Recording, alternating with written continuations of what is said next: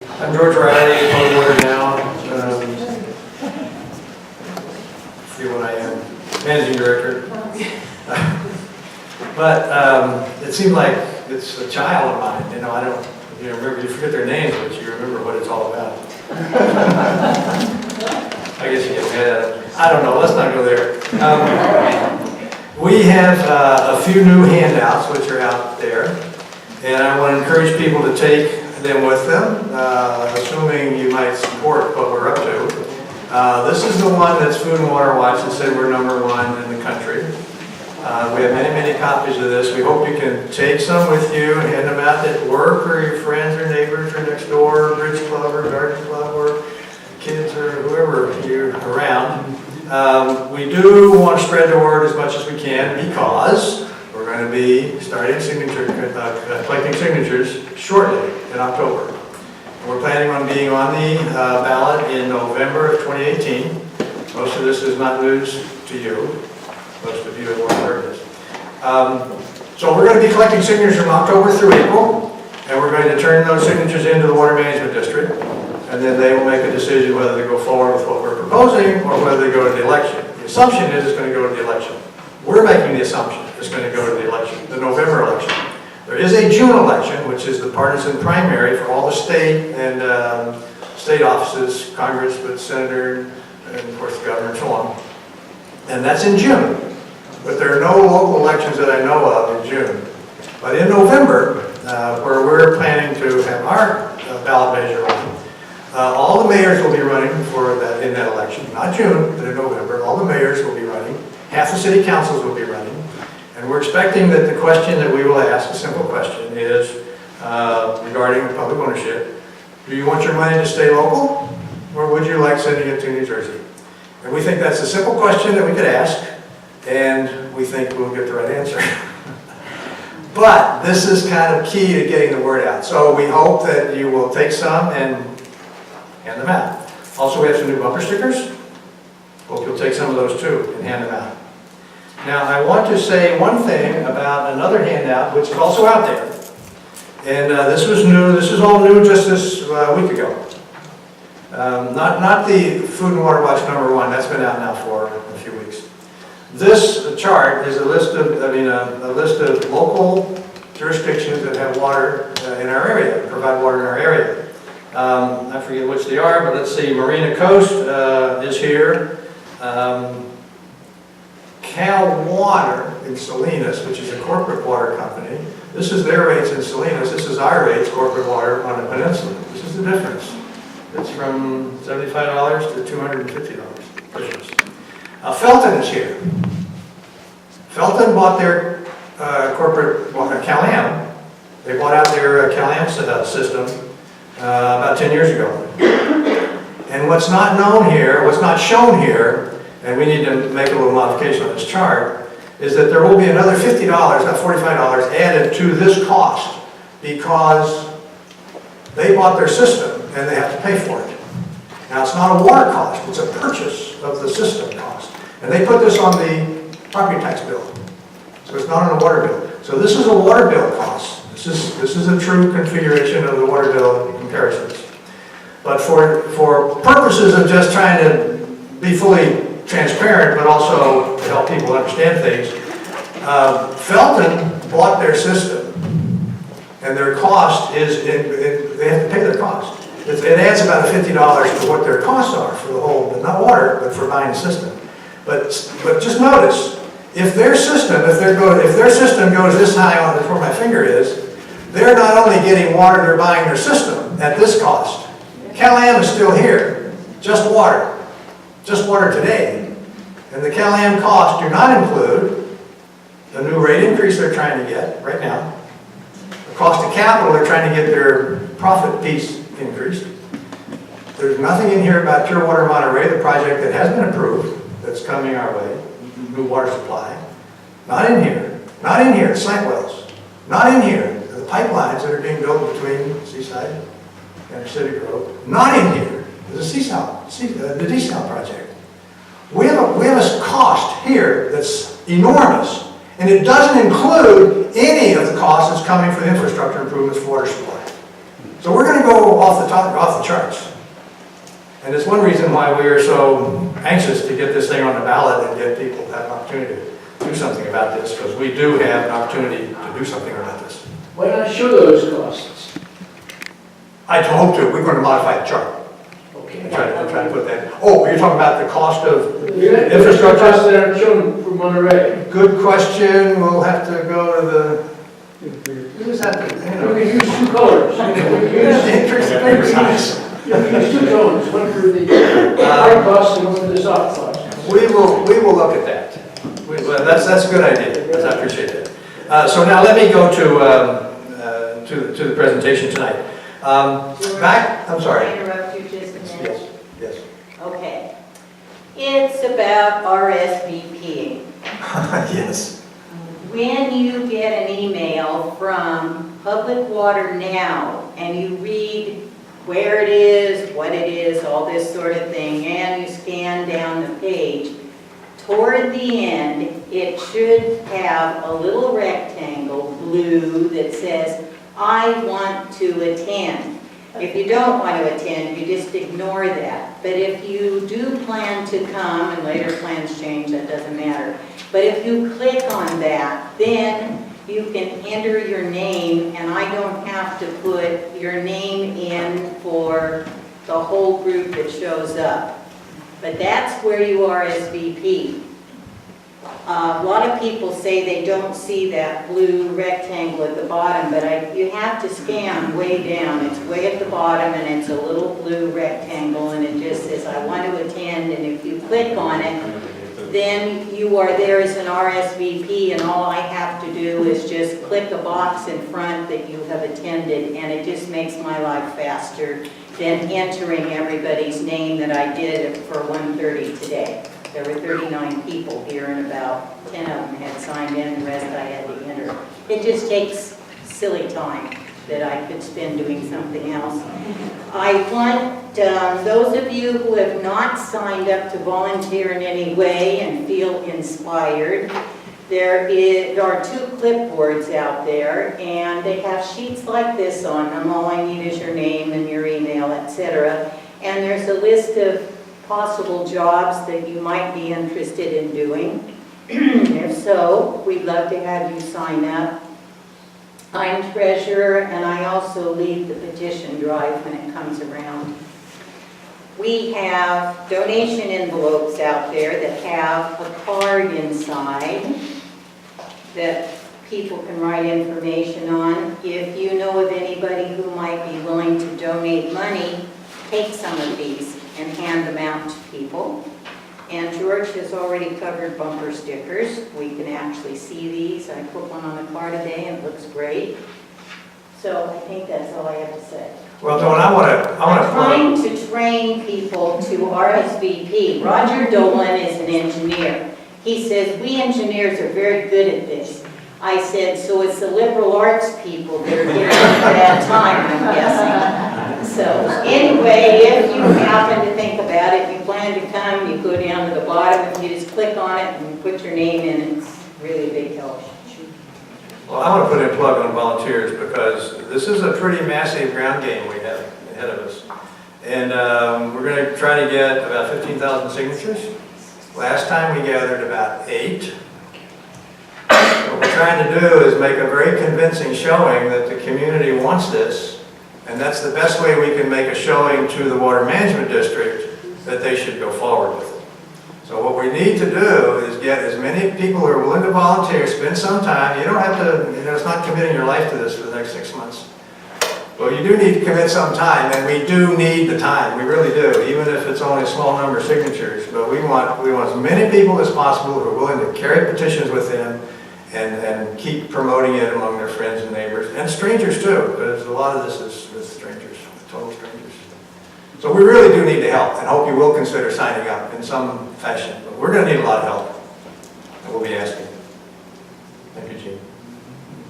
Back when Measure O lost, we were vulnerable in a couple of areas of not having had much information for the public and not having been adequately informed ourselves on what we were talking about. We were kind of attacked for not understanding eminent domain, and we just really didn't have much of a campaign on these issues.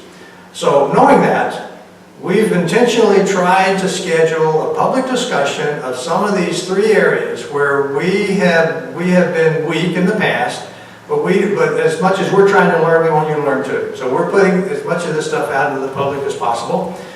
This is not just residential and not just our supporters, but the business community and others. We had a pretty wide notice of these past couple of meetings, and we scheduled afternoon sessions in order to make it even more convenient for people to show up either this afternoon or tonight. We had a good crowd this afternoon, by the way. But those three categories were eminent domain, and we had Missoula, Montana representatives here just a month or so ago, 6 weeks ago, just talking about eminent domain. So we feel like we were presenting to the public a better picture of what is eminent domain all about. It's not a secret, it's not a mystery, and yet it's a fear tactic that's used by the other side. So we're trying to prevent the fear, we're trying to take the mystique out of it and present it. And the second issue is bond financing. It's kind of arcane to a lot of people, but that's what we're talking about tonight. The third issue is the feasibility study in general. We have somebody coming from Ojai who did, next month, who did 2 different versions of a feasibility study for that community. That community is well on the way toward acquiring their corporate water services. It happens to be Golden Gates, not Cal-Am, but it's the same issue, same subject about eminent domain and financing. But the feasibility question is what we're going to emphasize next time. But tonight, it's bond financing. And what we have here is, who we have here is Roy Nelson. I'm going to have him kind of give you a little background of his experience, but we had a very good session this afternoon. I hope tonight is as lively as that one was. Thank you. And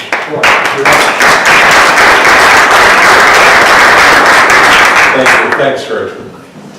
Hopefully I won't get too robotic here. This is my third of these presentations today, so bear with me. Way in background, as George said, my name is Roy Nelson. I work for a firm by the name of Wulff, Hansen and Company. We are located in San Francisco. We are a full-service public finance stock brokerage firm. We started in business in 1934, so we've been around a few more years than I've actually worked there. Through good times and bad times, seen just about everything. And we do everything from public finance work to stocks and bonds for individuals. So full service. Personally, I've spent about 36 years in the public finance sector, working with states, counties, cities, special districts, all the way down to an expertise I developed in healthcare finance, particularly for primary care, health clinics, and small substance abuse or mental health facilities. So I've done a lot of different things throughout my career, and I welcome the opportunity to at least give you a little insight into bond financing out there, and hopefully you all picked up a copy as a little presentation. Some of it is interesting. If you suffer from insomnia, take it to bed with you. It'll cure that. You'll be asleep in a few minutes. It is very detailed in terms of virtually every type of bond there is out in the marketplace. A lot of them are not germane to this project, but I at least wanted you to see them, if for no other reason, when your stockbroker or investment advisor calls you and says, hey, I think you ought to invest in assessment bonds for whatever, rather than appearing like you have no idea what he's talking about. You can at least flip to assessment bonds and have an idea what is covered. So it'll help you in a number of ways. In terms of this project, let me start out by explaining. A bond is nothing more than a loan made to a public entity. It's to finance equipment, it's to finance capital improvements. There are certain bonds that can be used to finance services, but they have been around forever, or virtually forever. The nice thing about bonds for public entities is that the people that invest in them, the interest they receive is exempt from both state and federal income tax. If you happen to live in a city such as New York City, they are also exempt from city income taxes. So they carry the lowest possible financing rate compared to debt that private companies issue or loans that individuals can get. By example, if bonds were to be issued by a public agency such as the Water Management Board to acquire the assets of CalAm, the water distribution system, and that was to be financed over 30 years, much like you finance a house, you're probably looking in today's market of something in the 3 3/4% range. By contrast, if it was a for-profit company to do it, it's probably 1% higher, 4 3/4, 5%. If you're internally financing it, such as I suspect CalAm is, maybe your borrowing cost on paper is 6%, so you can over-justify some of the rates and get a little more profit to the parent company. That often happens. I don't want to stand up here and say that I know CalAm is doing that, but that is not an unusual situation in corporate finance. And for illustrative purposes only, don't take me at heart. I haven't gone out and figured out what the system is worth or anything like that. But if we were to assume that maybe purchasing the assets costs $250 million in today's market, you're probably looking at $12 to $15 million a year in annual debt service on that type of loan.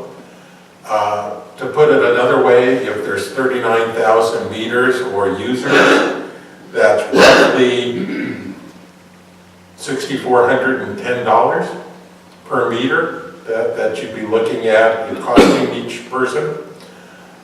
Breaking it down a little further, it's probably $360 a year or $30 a month. Just using ballpark numbers.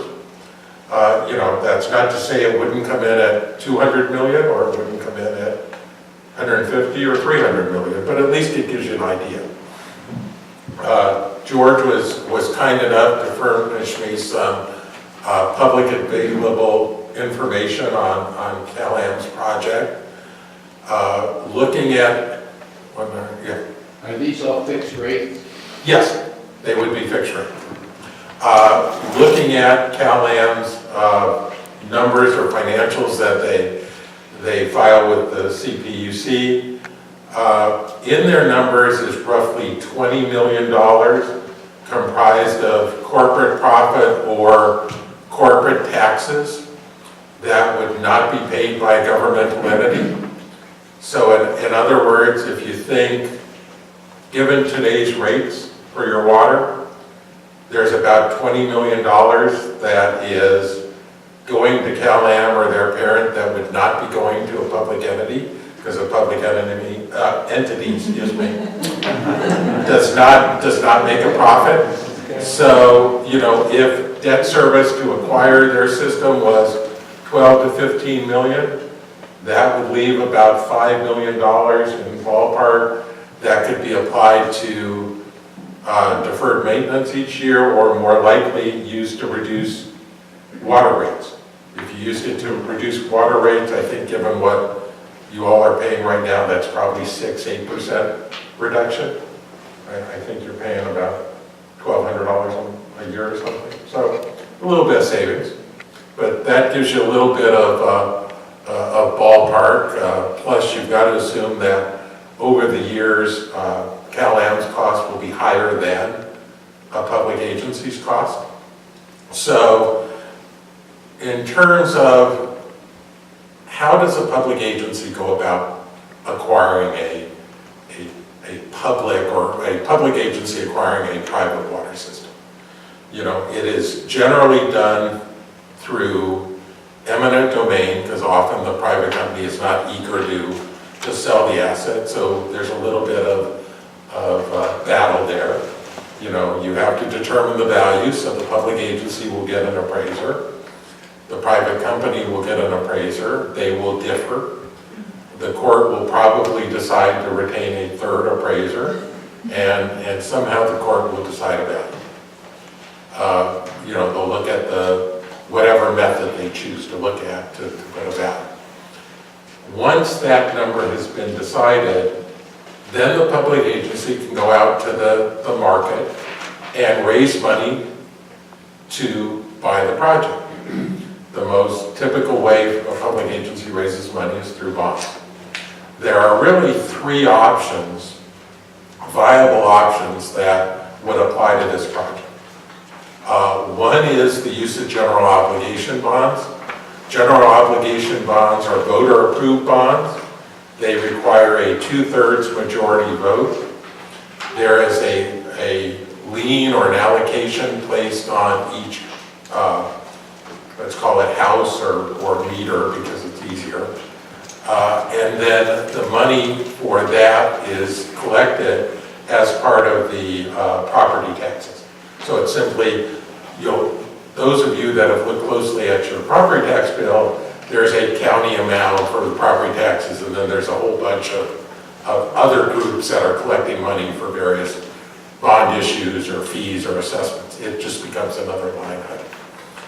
Those are the most secure for the investors, and those carry the lowest interest rate. Again, fixed rate, 20, 30, 40-year type of term, depending on the economics and what the citizens like in terms of how much to levy. Probably a more realistic approach in this environment is the use of what we call revenue bonds. Revenue bonds, the source of repayment comes from the actual project itself. So the Water Management Board would agree to set rates, water rates, at a level that would not only provide the maintenance and operation for the system, but also raise enough money to service the bonds or the debt that is borrowed to pay it off. That does not require a vote of the public, although it does require a public hearing and a rate setting by the water board. So obviously there would be public hearing and public input before a decision is made. The third methodology is, and let me back up 1 second to revenue bonds.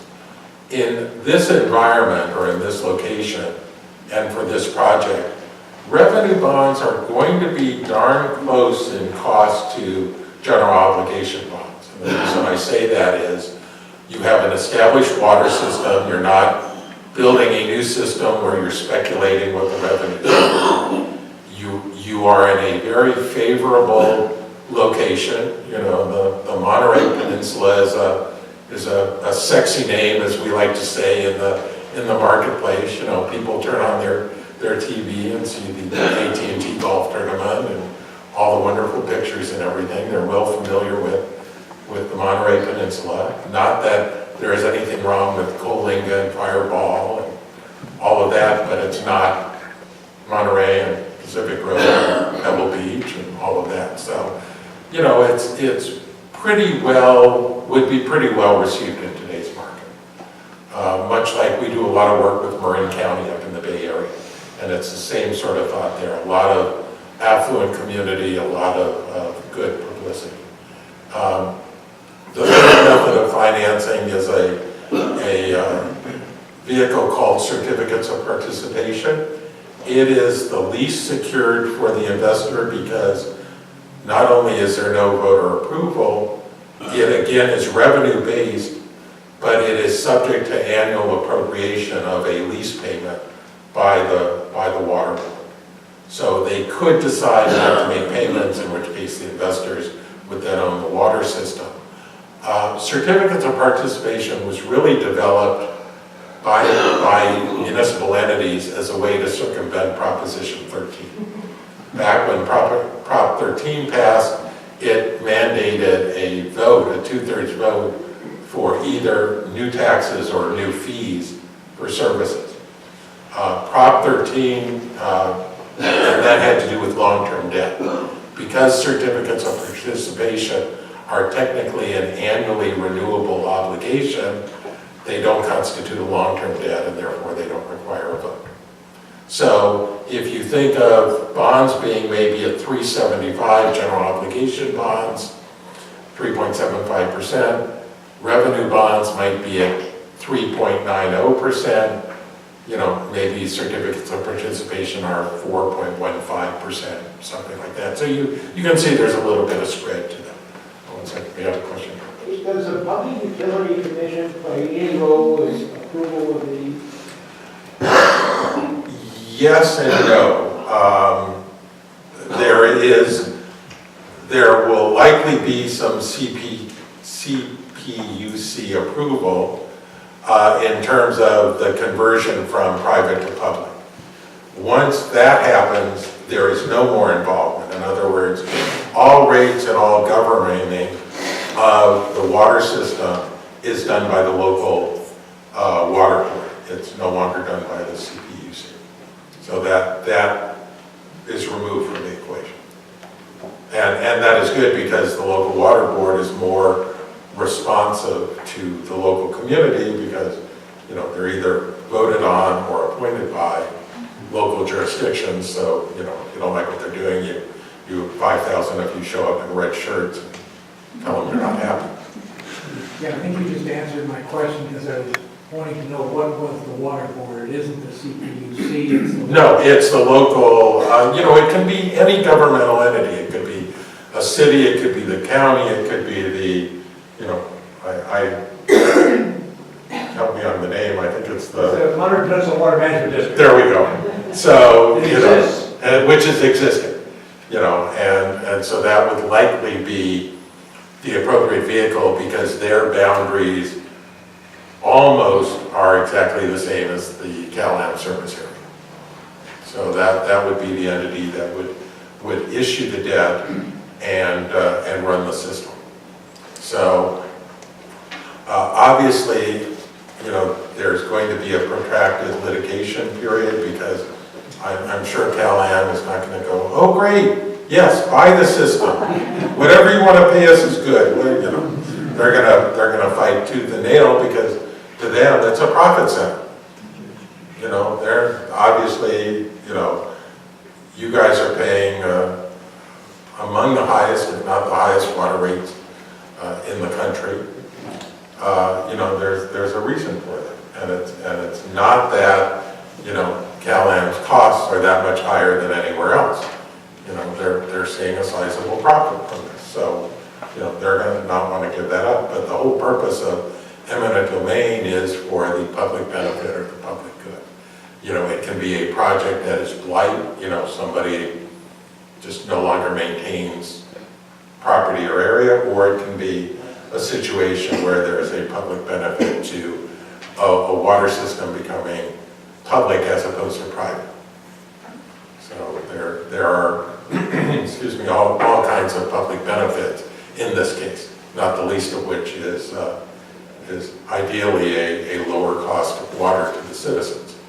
The other nice thing about a public entity doing bond issues is whether it's a 20, 25, 30, 40-year financing term, at the end of that period, that $12, $15 million of debt service goes away. So while there may be some increased maintenance costs, there may be some replacement costs, you know, there is a windfall to be had, you know, maybe not for the next generation, but certainly the following one in terms of significantly or potentially significantly lower cost of water. I will caveat this by saying, and this is unique to your situation, this is not common when it comes to water system bonds. You have a supply problem that other jurisdictions and entities do not. You know, no, I have not studied the groundwater, no, I have not looked at it, but from what I understand, there is not probably 30 years of available groundwater to tap into to distribute, which means there's going to need to be a water supply project done in conjunction with the acquisition of the system, because we're going to need to demonstrate to investors that if we're going to finance this acquisition over 30 years, there's going to be water to sell 30 years from now. You know, I would suspect the two most logical vehicles are either some sort of desalination project or a water reclamation project. I know there are some desalination projects in the works. You know, I'm not going to talk to which methodology is better or which is more cost effective or whatever. That's not my area of expertise. If there's a project to be financed, I can finance it, but I'm not going to determine which is better. Suffice to say that the water supply problem is true whether the system remains with CalAm or becomes, you know, part of the water management board. So whatever the cost of that project is will add to the rates you're paying right now for water. You know, so by illustrative example, if a desalination project costs $250 million, you know, we know it is roughly, you know, $120, you know, $360 a year for debt service, you know, so you're going to have an additional $30 a month for your water bill. But you're going to have that regardless what happens. CalAm would pass it along to you, the water board would pass it along to you. It is logical to assume the cost with the private entity will be higher than the cost to the public entity because their cost of borrowing is higher, they build in a profit, a return on investment, all kinds of things that public entities do not have. So you would assume it would be better to do it as a public entity. I want to suggest that if there are questions on this point, please ask them, because it also ties into the CDO. The CDO requires some kind of action on water supply. If either CalAm or the public agency has to include in the financing going forward a supply project, what you're suggesting is that either one has to deal with the CDO issue. Either one has to deal with the supply issue. And so if you have any question about it, please ask them or be satisfied that you have a picture on that. Because I mean, I'm not saying you're the expert, but to the extent that you can answer those kind of questions. Yeah, it's difficult for me to speak to a specific situation, but I can certainly tell you based on, you know, 35 years of knowledge, logical assumptions or general assumptions. You know, I don't want, you know, 2 days from now to read Roy Nelson from Wulff Hansen said that. You know, it's going to cost everybody X amount of dollars to build a desalination plant. But go ahead, you had a question first, and then we'll. If the bonds are revenue bonds, will the cost of servicing those bonds be less than or more than the margin of profit that CalAm is taking? That is, It should be less than when you look at the combination of profit and taxes that CalAm pays by virtue of being a for-profit company. So the assumptions that we are using, at least now, obviously as this progresses they'll be refined, is that number is about $20 million.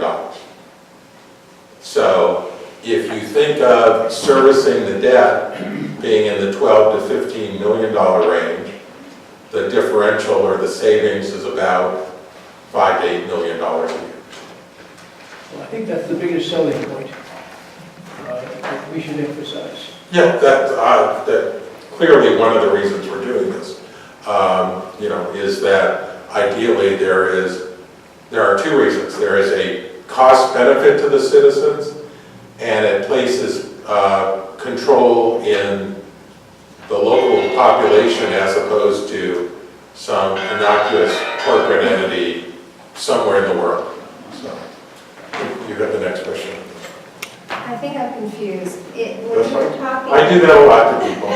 when you were talking earlier, I think you said that a guess of like $250 million would be the cost of buying out CalAm Yes. and taking over control of that system. Correct. But then you said that in 30 years, we may not have any water to distribute. So what would the bond cover? Would that cover the cost of the additional source? No, the 250 million we're talking about, or that I use for illustrative purposes, is the existing water distribution system and assets of CalAm right now. There will need to be a water supply project done as part of this, either by CalAm or by the Water Management Board. That will be separate from, same way, it will be financed with revenue bonds. If it's the public entity, it will be financed with revenue bonds, which will be done, sold just like the bonds that are used to acquire the system. If it's done by CalAm, it will be internally financed by them at a higher cost and then passed along in rates. So when we're going door to door though with our petitions and people say, how much is this going to cost?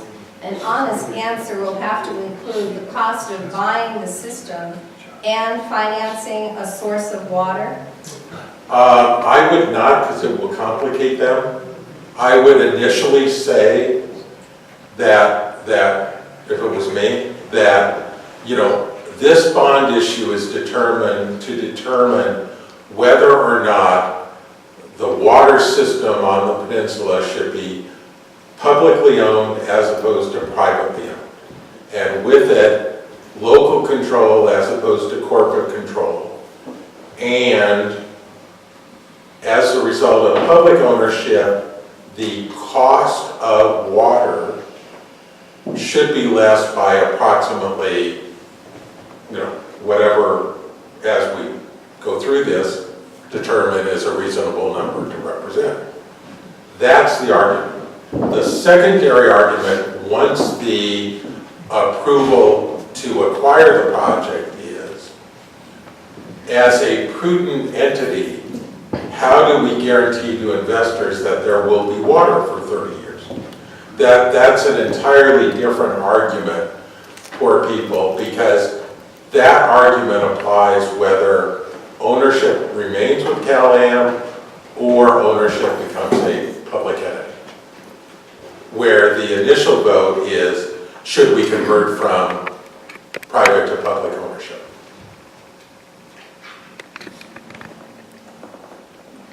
You don't want to be, and the reason I say that is you don't want to be out there saying, you're going to have to pay $360 a year to acquire the CalAm project.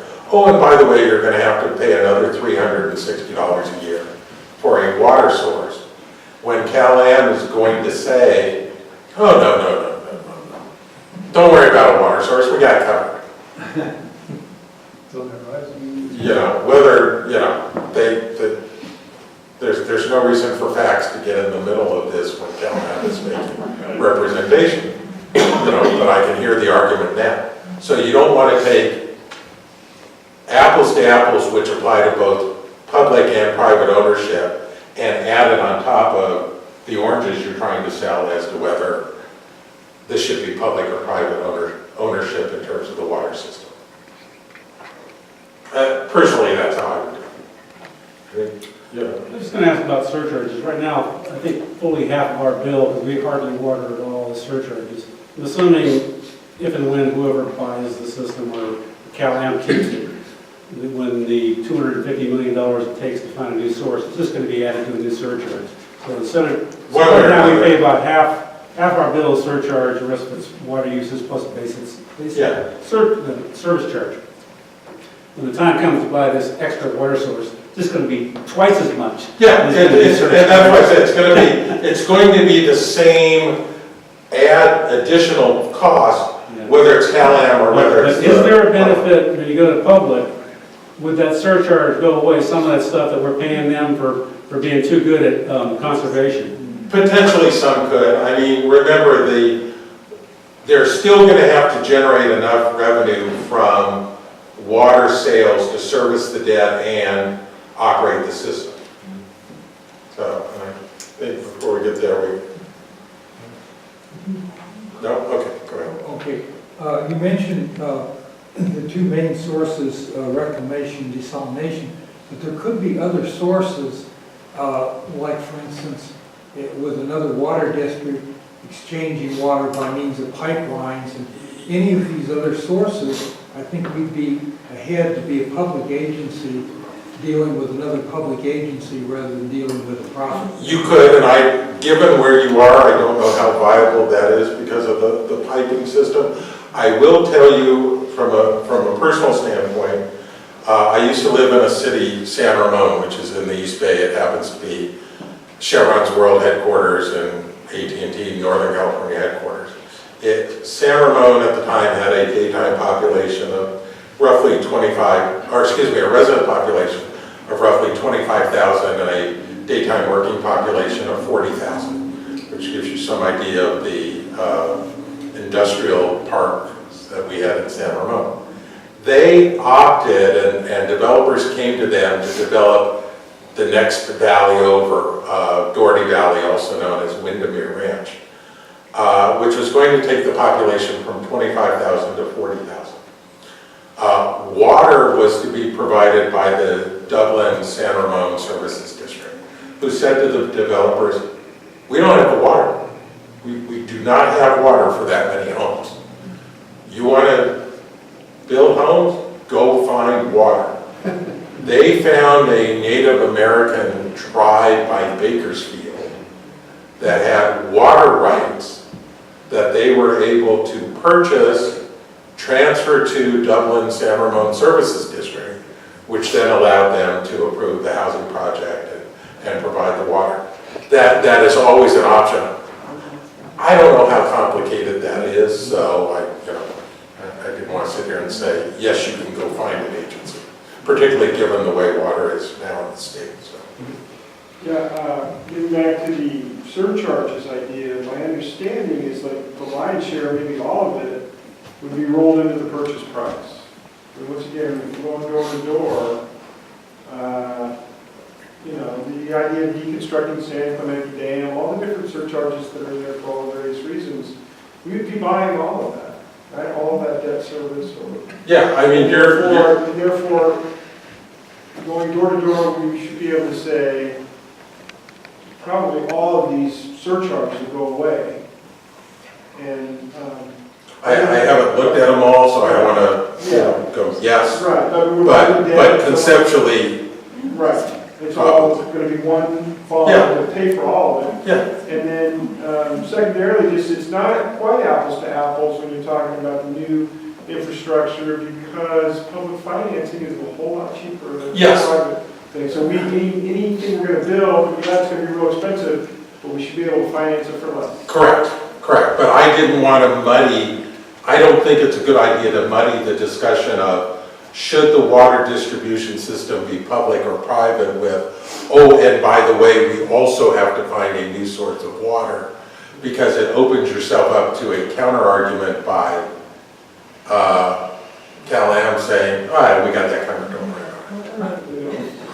Yeah. She had a question first. Yeah, this may not be in the scope of your talk, but... Well, I'll make up an answer. Okay. In terms of the assets that you're going to be purchasing, yes. Well, what, does that include all of the liabilities, say lawsuits against Cal-Am, or what are they, is this going to be determined in the court? Yeah, generally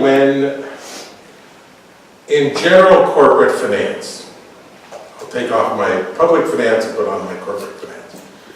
When there is a purchase or an acquisition, often you are buying assets only, and you exclude liabilities and known lawsuits, from the purchase. That's something that ultimately would be determined by the court and ultimately would factor into, potentially the value of the assets when you look at the, potential litigation or exposure that could be on them. Maybe I'm jumping ahead to your conclusion, but will the bonds be available for purchase by retail investors? If I wanted to buy a bond, for example, how would I go about it? Most likely, yes.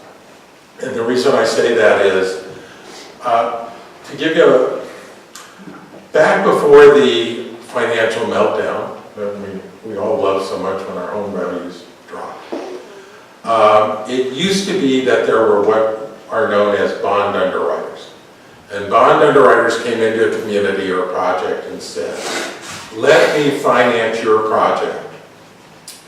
And they would work with the local entity to develop the cost and the financing structure, and then ultimately sell those bonds to institutional investors, to money managers, and what I like to call widows and orphans, individual investors. They're denominated in $5,000 denominations normally, so there is opportunity often for local participation. But what happened was both the SEC and the Municipal Security Rulemaking Board figured out there's an inherent conflict here. You have an underwriter that is going to the community and saying, let me structure and finance your project. I'll get you the best deal out there. Then they're putting on their hat as a seller of the bonds, saying to the investors, I'll get you the highest return on your money that I can get you. There's a conflict there. You cannot serve two masters. So what they did was they limited what underwriters can do now. And they created what are known as a category called municipal advisors. My firm is both. I personally happen to concentrate more on municipal advice than I do on selling bonds, because I don't like to pick up the phone and call Franklin Fund, or I don't have a whole bunch of individuals that have millions of dollars they want to invest. So what happened is, and it's a Chinese wall, you cannot be municipal advisor and underwriter on the same project. So there's not that conflict. As a municipal advisor, I come in and I work with a community or an entity to identify the project, look at all of the financing options, make recommendations as to what may be the best method of financing, and then work with them to determine whether we want to bring in an underwriter to sell the bonds, or maybe sell the bonds at competitive sale where you put it out to the universe and on a specific day get sealed bids. As a municipal advisor, I have a fiduciary duty to the public entity and to its constituents. So my job is solely to get the best deal possible for the public entity. The underwriter still is going to sell the bonds. He's going to still try and get the highest interest rate he can for his investors. So when it comes time to underwrite the bonds, I'm sitting on one side of the table, your side, the underwriter's sitting on the other side. And ideally there's not a huge fight, but occasionally there are, where you say to an underwriter, look, the market is 3 3/4%. Why are you at 4? And maybe you don't sell the bonds. Maybe you get a different underwriter. But that is sort of illustrates the changes that have been made to avoid that conflict of interest. But so what would happen is the underwriter will have $250 million, let's say, of bonds to sell. A big chunk of it will go to Franklin funds, Dreyfus funds, money managers, but a lot of it will go to individual investors. $5,000, $10,000, $50,000 lots. So there is that opportunity. Yeah. Now, who determines the bond ratings? Is it the underwriter or? No, there are actually two primary rating services in the United States, Moody's Investor Service and Standard & Poor's. Their criteria is very similar. They look at the rates, projected revenues, the history, the mix of users, whether there's a heavy concentration of a single user, and then determine most revenue bonds for this situation are probably in the A+, maybe AA range, depending on what the rates are how stressed the community is. You know, chances are bonds on the peninsula would be higher rated than bonds for our friends over in Coalinga. But, so. Does the underwriter hire the rating from the rating service? Who pays for the rating service? It's part of the bond financing cost, and the municipal and the underwriter jointly prepare and make the presentation to the rating agencies. I was going to mention that when dealing with the public, it would be good to avoid the subtleties that we're discussing tonight, and maybe offer it in terms of, look, I've got a gallon of water here, and I'm going to sell it to you for cost, or you can buy it and I'm going to add 9 or 10%. Which would you like? Right. Because that's pretty easy to understand. But when you get into the subtleties of high finance, maybe the people No, yeah, obviously when you, not to insult anyone's intelligence, but when you're doing a mass ballot measure marketing, you want to remember the phrase KISS. Keep it simple, stupid. And it's not a reflection on the public, but you don't want to give them a 5-page single-spaced document they have to weed their way through. You want to give them, a page that has a lot of white space and hits 4 or 5 key points. Well, we probably do have a few individuals in this community that may be Wharton graduates. No, there will be people that dissect every little bit. But there's some, the vast majority of people, you would be way over their heads and you would lose them. Yeah, you don't want to get talking about return on investment and corporate profits and internal financing versus external financing and cost of funds and all of that. So yeah, you want to keep it simple. Yeah. Cal-Am has been very clear that should they have to sell this, they're going to make it as expensive as they possibly can for us to buy it. And one of their big arguments is that the legal procedure will go on forever and they'll cost off. How do we answer that question? Maybe be out of your field of expertise. Well, no, as I say, people ask me often, are you a lawyer? And I say, no, but I play one on TV. You spend enough years in this business, you're close to being one. There will be litigation. It is not going to be 30 days of litigation. There will be cost to that litigation. Every eminent domain proceeding has a life of its own. Whether it's a year or 2 years or 6 months, a lot of that goes to not how deep the pockets are, but, how good the arguments are. So, yes, they will try to tie it up in court, and, they'll try and make it 10 years, but I think all you can do is say, other eminent domain actions typically take about X, and your eminent domain attorney will have far better knowledge of that than I do. And that's how you counter that argument.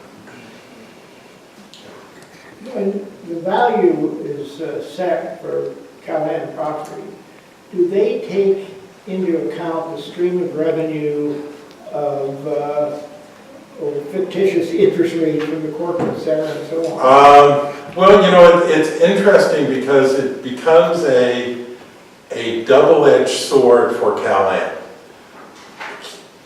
I would suspect, and again, I have not looked at their books, I do not have firsthand knowledge of this.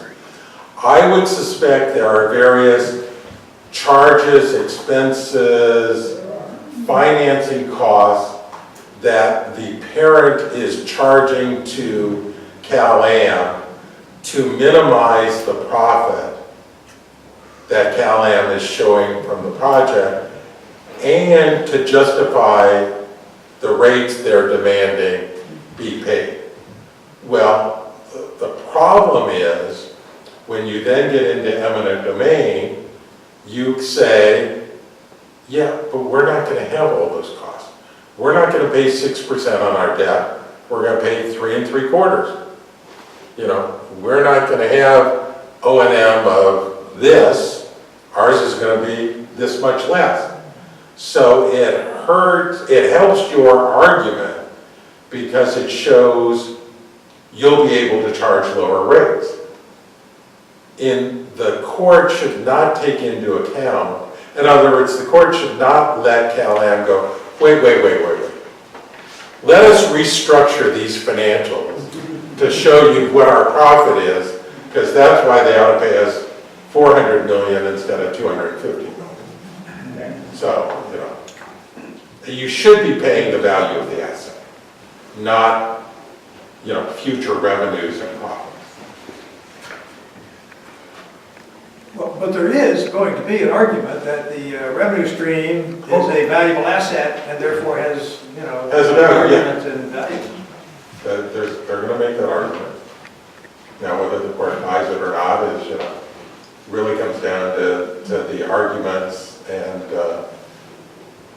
case law that the eminent domain attorney can cite and draw on. Yeah, And it's a again, that is double-edged not my field of expertise. So that revenue stream is valuable to us too, Yeah, and for years. yeah, and remember, providing water to the public, you know, is much like providing fire services and police services. You know, it is a necessity of, call it public safety if you want, you know. Can I just do something that's simple, and I just got tapped on the shoulder. We are going to pass the hat around. One of the questions about making it simple, this was a chart that we developed, and it's got a couple errors in it. We're going to try to redo it to make it simpler. But just so you know, we're trying to divide Cal-Am's income stream into 4 categories. The blue is what they spend locally. It's about half, you can see. But there are going to be some minor changes here, and we're maybe a couple weeks away from having a better chart, an accurate chart, I should say. The green are things that support the services locally but are spent somewhere else. It's some engineering services out of Sacramento, it's the call center out of Illinois or Florida, their billing system, wherever that is, I think it's in Florida. We're going to have those costs. So what we've been able to find, and Eugene's one of the committee members, I don't see anyone else here right now. We have a committee of 5 people with some financial credentials who are looking at Cal-Am's reports. These numbers come from Cal-Am's reports to the PUC. And so the numbers that we're dealing with are Cal-Am's numbers. We just structure them in a way so that it's easier to understand. So this is all local expense, this is off-site expense, and then you get to the orange and the red. And we can identify the orange, which is their corporate taxes, which public agencies do not have. And then the other thing we don't have, public agencies don't have, is profit. So if you just look at this, we're looking at 25% or so of the total take that Cal-Am gets goes into their revenue stream that's not accounted for with any expenditures. We're calling that profit. They won't call it profit because they don't want to say we made 25%. They'll call it something else. But it goes back to your, about how do they move money through their system and then call it something else. Anyway, this is coming, and I want you to know that we're trying to simplify. I appreciate what you're saying. We haven't reduced it down to how much of a gallon. But anyway, we're headed in that direction. I have another question, though, by the way. Yes. What's rated from Moody's or Standard & Poor's? Is it the agency that's buying or has it, or is it the bond issue itself? Both. Generally, a public entity will have a bond rating. Then the individual bonds will have their own rating. So, for example, a general obligation bond issued by the Monterey Peninsula Water Management Board, let's say, is rated AA. Illustrative only, this is not fact-based. Revenue bonds issued by the Water Management Board, will be rated A+, half a grade below general obligation bonds. And the reason for that is they are not secured by ad valorem property taxes. They are not voter approved. So that's where you get into a slightly lower bond rating and therefore a slightly higher interest rate. Certificates of participation, depending on the essentiality of the project being financed, may be the same as revenue bonds or might be a little bit lower in terms of rating. So really there's both. I have another question, but go ahead. Yeah, I just wanted to respond a little bit to George's question. During the crash, where there was a problem with some kinds of bonds, but mostly lower rated bonds, Yes. is that the companies were paying for the rating, and they, of course, wanted a high rating, and some of the Moody's and some of these went along with that. They tried to make some regulation against that, so. They've tried to clean that industry up a little bit. I don't think that applies as much to municipal bonds. Right, it was more corporate and that, and you know, it's much like, and my father told me this probably when I was 12, so it sticks in my mind. You know, everybody talks about how wonderful MAI appraisals are, and how they're the cream of the crop. And he said to me, "You know what MAI stands for, don't you?" I said, "No," and he goes, "Made as instructed." And invariably an appraiser, and if you've sold a house, you've probably experienced this, will come out, or if you bought a house, and the first thing the appraiser will say is, "What do you think it's worth?" You know, and then they try to get to justifying that number. You know, ideally they've cleaned that up a little bit, but I always take appraisals a little bit with a grain of salt, because they'll say, "Oh, you're doing a $200 million bond issue, you want it to appraise for 210 million, and darn if it doesn't come in at 212. It might actually be 295, but they're not going to say that.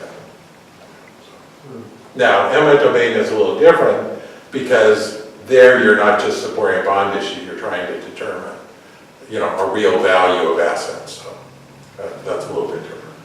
I have 2 points that I'd like you to try to maybe clarify. One is the litigation question that came up a while ago, and I was thinking rather than listening. It's always But does the existing litigation, I mean, it's got to happen, the existing litigation be considered in an eminent domain process, or is that totally internal to whatever that lawsuit is? It can be factored in. It normally is separate. It isn't exactly like a bankruptcy proceeding. When a company declares bankruptcy, a bankruptcy court has extremely broad power, and they can actually adjudicate underlying lawsuits as part of their bankruptcy proceeding. That is not necessarily the case in eminent domain, because it goes to the nature of what the lawsuits may or may not be. And I have one other question, but I'll do it later. If somebody sues Cal-Am before the eminent domain takes place, will that reduce the cost?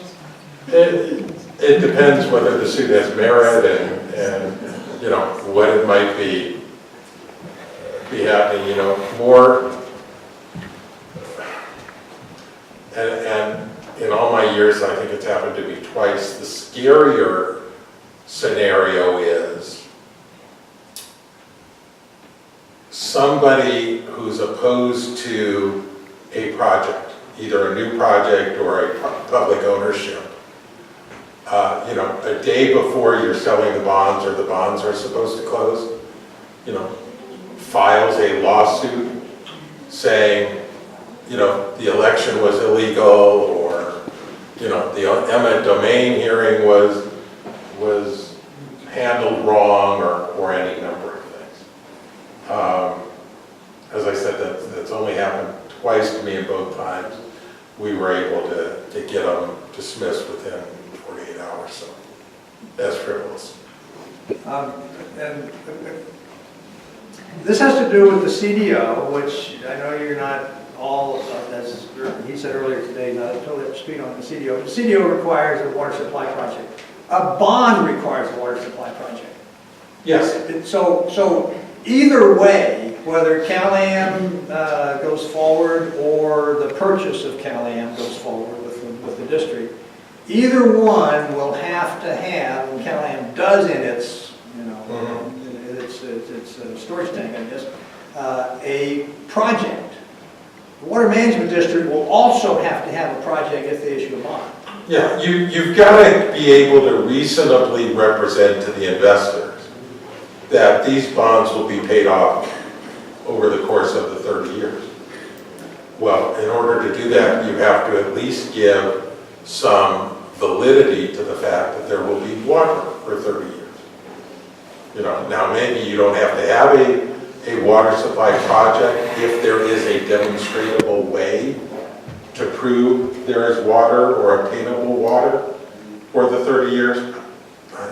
I assume that's not the case, which is why I say you'll need to identify a project. So, for that's one of the very good. So we do 250 million on a bond to buy. Once we become an agency or a municipality, doesn't that open us up to a whole bunch of other funding sources, like state revolving funds? Yeah, there are, and I use revenue bonds. There's obviously state revolving funds. The problem there is it requires a allocation, and there are some other funding sources. But once you have a defined project, yes, and it's not only loans, but it's also grants. yes, exactly. Yeah, clean water grants or access grants, things like that, both federal and state. Yeah. So I want to get back to this liability issue. There was an article in the paper yesterday about a few ratepayers that are, because of CalAm's mismanagement, were overcharged, and the fines, could potentially be in the tens of millions or higher. So let's, for the sake of argument, assume that happens. Does that put the public agency on the hook for that? I mean, it was CalAm's malfeasance before we acquired them. Aren't they responsible for their malfeasance before we acquired them for their mismanagement? Yes. Not for And chances are what would have to happen is those lawsuits would be settled from the proceeds of the sale. Right, but it's up to CalAm or American Water. Or whoever, yes. Yeah. Okay. Yeah, I mean, if there's it's much like if you're selling your house and somebody has placed a lien on the house, the buyer is not paying your lien.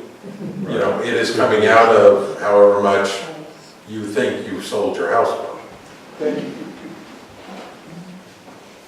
Now, I don't want to speak to what happens post-sale, but ideally, you could argue that that's not our malfeasance. Would you just comment the way you did this afternoon, or what you comment this afternoon on how you, in a broad-based ballpark way, how you got the 250 million? Yeah. I was driving down here today.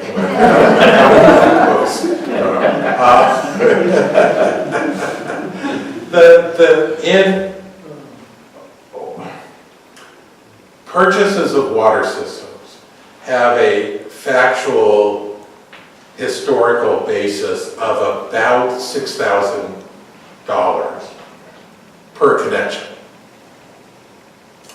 If you've got 39,000 meters here, and I sort of like 40,000 better because I can do the math in my head. If you've got 40,000 meters at $6,000 a meter, that's roughly $240,000 or $240 million. If you sit there and figure, maybe it's a little more, maybe it's a little less, maybe with fees and other things, you're looking at at probably a $250 million, bond issue or something. So that's, there is a factual rationale to the number, not necessarily factually specific or accurate to this purchase. But I wanted to have something for discussion purposes, and that seemed like the most logical number to use. I think if you took 250 million for 39,000 hookups, it is $6,410. Yes, and I didn't do that the way I did it earlier today. I guess I wanted to add to what you said, because it makes sense. You said Cal-Am is going to try to get as much as they can.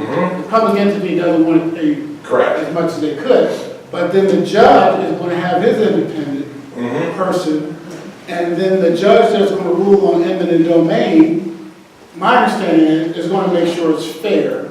Yes. To the public as fair to the fair public. and equitable. Yeah, fair and equitable, that's the term. So I'm trying to get everybody to understand is, whatever the number is, it should be fair and equitable as far as the person that is ruling on eminent domain. Correct. And the decision at that point is, do we still want to proceed with taking it private or from private to public? You're going to do a ballot measure where you're going to make, or the Water Resource Board is going to make certain representations to the public. We're going out asking for approval of the purchase of the water system for the peninsula. We are assuming it will cost in the neighborhood of $250 million, which, given financing today, is about $30 a month for the public. That's going to be the factual basis that people use to make their yay or nay vote. We get through the eminent domain process, the court decides it's 400 million. I would assume the Water Management Board would then have a series of public hearings. They probably would not do another vote just because of how long a vote takes and cost and campaigns and that. But they would probably do a series of public hearings to get a feel for, does the public still support it at $45 a month as opposed to $30 a month? But, that would simply be prudent.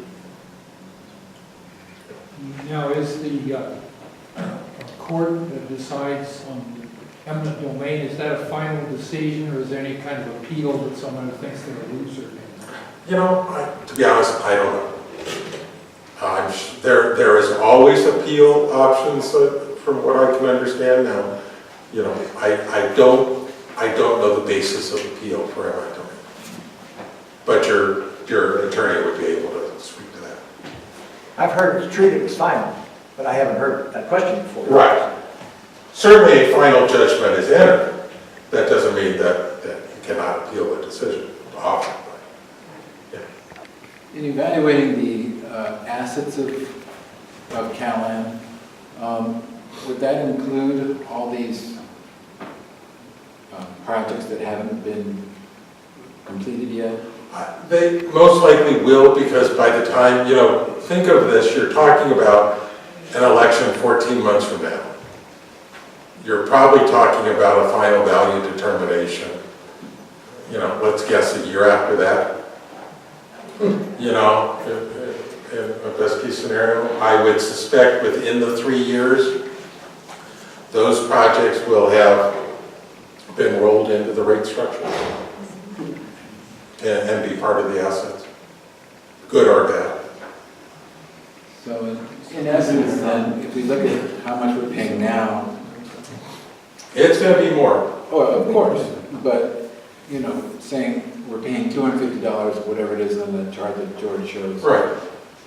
But that's not going to be the buyout cost of what those what that will be. And if we projected 3 years in advance, then we would have a more realistic. Yeah, and I'm, obviously, as you get into the campaign, you know, how to present that and the factual basis for the numbers you use will become important. You know, because to the extent those projects have not come online and the cost of those projects rolled into the rate structure already, you're going to have to make certain assumptions which Cal-Am will counter in, you know, their campaign. Oh, no, it's not that much. The one assumption we always can make is that everything Cal-Am does on its financing side can be refinanced on the public side at less cost. Right. We have that option. We may be running out of questions. Is there anyone else that's got something to go? Because we may be. All right, okay, go ahead. One quick comment. But all the projects that Cal-Am is working on or could come up with in the next 3 years, we will pay for anyway. Yeah, Plus the profit. yeah, it's just that you're going to pay for them less, in theory, than not. And my second point is, And whatever. hopefully the projects are necessary. That's right. But whatever we pay a private entity, we would know we're paying the cost because we get to check the books. Yes, yeah, And that's what we keep forgetting. We keep talking about how much it costs, but right now, we're gonna pay the cost anyway. yeah. But we don't know what the fees are to the parent company plus profit. Yeah, there are different accounting standards and disclosure requirements for public entities over private entities. So, you know, you hope you can, you know, again, I'm not an accountant, much less a forensic accountant. But, you know, you certainly don't want to be trying to figure out where they're hiding fees and expenses. But by different, you mean more transparent. Yes. to the public. Yeah, clearly. Okay. Yeah. Well, I was just going to say that historically, the longer we're with Cal-Am, the more we'll pay for failed projects. That's important to consider. You know, at least we'll have a chance of doing our own thing if we buy it. Yeah. I mean, remember the CPUC, not being an expert on this, I'll talk in generalities from what I understand, doesn't get into, was the project you did necessary or is it efficient? They get into, okay, it's costing you X, therefore you need your rates now to increase to cover what you were before plus X. And you know, so to that extent they have to justify the project. But nobody's going to say to them, why'd you do this project for 25 million when you could have done it for 15? 7. Or whatever. So, Okay. yeah. Thank you very much, Roy. I appreciate it.